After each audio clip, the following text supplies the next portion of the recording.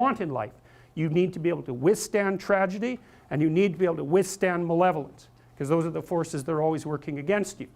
And so this is associated with the Jungian idea of incorporation of the shadow, right? You have to be, we know this, God, we know how predators work with regards to children even. If you're a pedophilic predator and you're looking at a landscape of children, the child that you're going to go after is the one that's timid and won't fight back. You pick your victim. And predatory people in general are exactly like that, man. Because they're predators. They're not going to attack someone who's going to fight back. In fact, the issue is likely not to even come up. They're going to be looking for someone, one way or another, that cannot conceptualize what they are. And then, perfect. It's an open season, man. It's open season.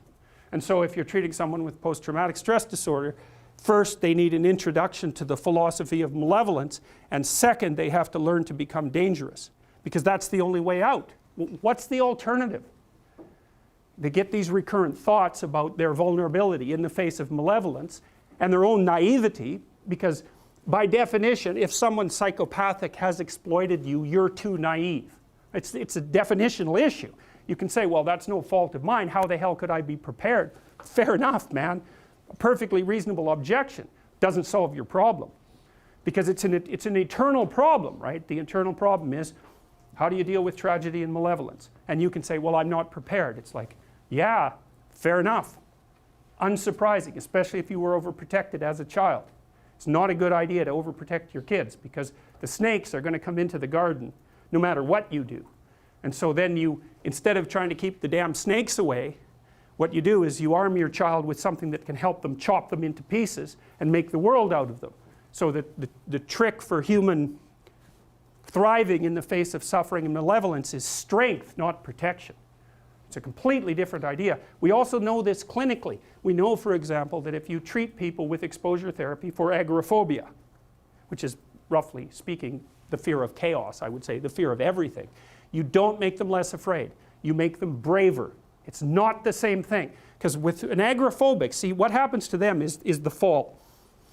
They never conceptualize death and suffering. They're naive, right? It never enters the theater of their imagination, and it's because they're protected from it.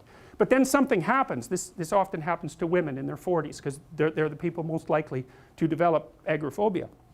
Something happens, they've been protected from chaos by authority their entire life. So maybe they had an overprotective father, and then they went to an overprotective boyfriend, and then they went to an overprotective husband. And maybe they were willing to be subjugated to all three of those because of the protection, right? So that's the bargain. They stay weak and dependent, and maybe they have to, because that's the only way they can appeal to the person who's hyperprotective, but the price they pay for that is that they're not sufficiently competent. And then something happens in their life, often in their 40s, they develop heart palpitations, maybe as a consequence of menopause. Their heart starts to beat erratically, and they think, oh no, death. It's like, well, who are you going to talk to about that? Right? There's no protection from authority for that. Or maybe their friend gets divorced, or maybe their sister dies, or something like that. It brings up the specter of mortality, and maybe the specter of malevolence and mortality, and it brings it up in a way that authority, recourse to authority, cannot solve. And so then they have panic attacks. What happens? They go out, they get afraid, they feel their heart beating, then they get afraid of their heart beating because they think, oh no, I'm going to die, and they think, oh no, I'm going to die, and I'm going to make a fool of myself while I'm doing it and attract a lot of attention. So the two big fears come up: mortality and social judgment. And then they have a panic attack. It's like fight or flight's gone out of control. Very, very unpleasant. Then they start to avoid the places they've had a panic attack. Then they end up not being able to go anywhere. So then Tiamat has come back, right?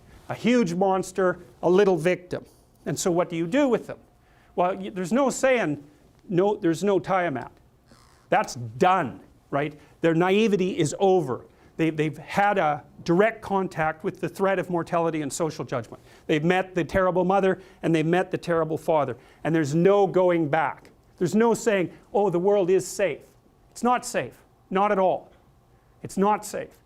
The fact that you think it's safe means that you were living in an unconscious bubble that was sort of provided to you by your culture. It's a gift.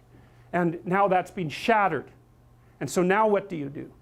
Well, the answer is you retreat until you're in your house and there's nowhere you can go. You're the ultimate frozen rabbit, right? And your life is hell because you can't function. The alternative is, let's take apart the things you're afraid of. Let's expose you to them, carefully and programmatically. And then you'll learn that you're actually tougher than you think. You never knew that. And maybe you didn't want to take on the responsibility because, people play a role in their own demise, so to speak. When you had opportunity to go out and explore or withdraw because you were afraid, you chose to withdraw because you were afraid. So it's not only that you were overprotected often, it's that you were willing to take advantage of the fact that you were overprotected and run back there whenever you had the opportunity.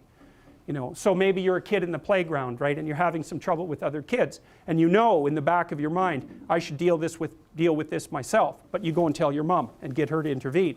And you know that that's not right. You know that you're breaking the social contract, but it's easier, and so that's what you do.